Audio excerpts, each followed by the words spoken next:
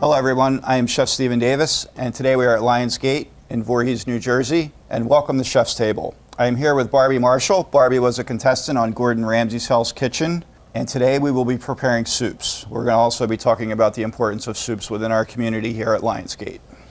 Hi Chef Stephen, thank you for having me. Well, thank you for coming.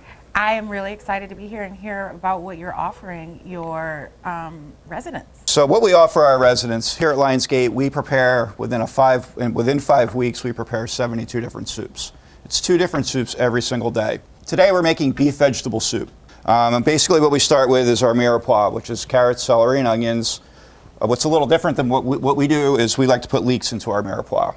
Okay. We're also using beef flanken, and we braise that down into the soup.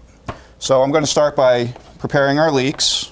Are you using just the bottoms of the leeks? Yeah, I'm only going to use the white parts of the leeks because it'll turn the stock a little bit of a color. So we start by dicing our leeks. And it's about a 3/8 inch dice, not too big. You want everything to fit on a soup spoon. And it's going to cook down a little bit. And it's going to cook get down. A little bit so smaller. it'll get a little bit smaller. Then we go with our onion. I dice onions a little bit different. I know a lot of people like to do this. I don't do that. I go like this. Anyway, so it's just a very standard dice. Again, everything needs to fit on this soup spoon. So we're going to turn our flame on. We're going to add just a little bit of canola oil to saute. Always make sure your oil's hot when you're putting in your vegetables. You're going to hear it. So I love to hear that sound. That's what you want to hear right there. When you pour ingredients into a pan, is that sizzle? Because if you don't hear that sizzle, it's just you're kind of boiling things or steaming them, and you won't get any caramelization or that reaction where you really get a pop of flavor and sugars from the ingredients. And that's what we're doing. That's what we're doing at this point. We're pulling out the flavors. We're going to add carrots. And again, it's just a very simple dice. The main thing with carrots, see how it rolls? Yes. Right? So you want to give a flat side? You want to get a flat side before you start dicing. And that would be your flat side right there. In your mirepoix, when you're sauteing it, you don't want it to brown too much. So now we're going to dice our carrots. So you're adding the carrots later so that they don't have a brown. They don't brown. Right. Because there are some soups where you do actually brown the carrots for like pho. Mm-hmm. You always brown the carrots, and so then you get a richer flavor. The main thing we're looking for from flavor is from our beef flanken. That's where most of our flavor is going to come from. Well, as our vegetables are sauteing, they finish sauteing. How about I help you peel this potato? There you go. I'm going to add a little bit of thyme, excuse my reach. Thyme, T-H-Y-M-E, not T-H-Y-M. T-I-M. Yep, exactly. Although soups do get better with thyme, T-I-M-E. So now our mirepoix is sweated down. We can smell the flavors that are coming out of it. And we're just going to add our beef stock. 1 gallon of beef stock.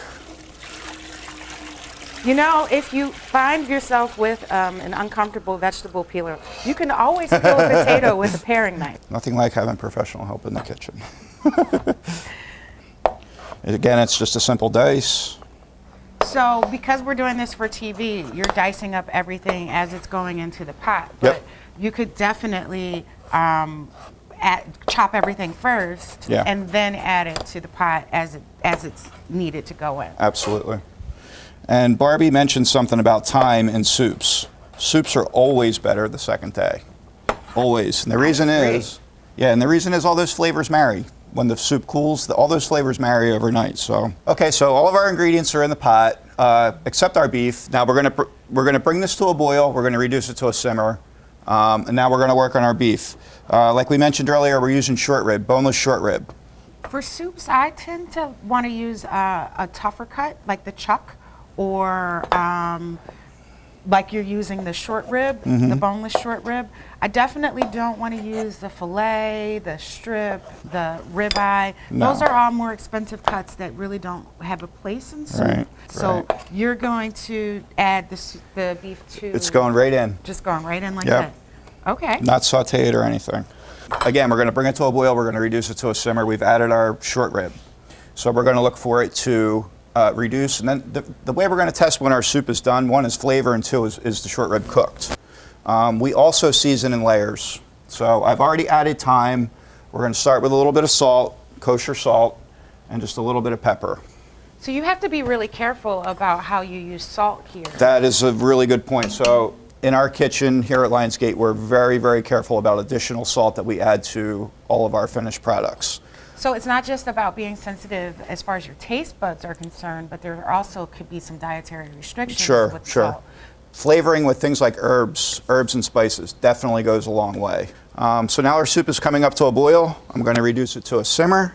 And that's pretty much it. This soup is finished. So what we're going to do now is we're going to have a little tasting with our residents here at Lionsgate. We thank you for joining us at the chef's table, and I want to thank Barbie Marshall for joining us.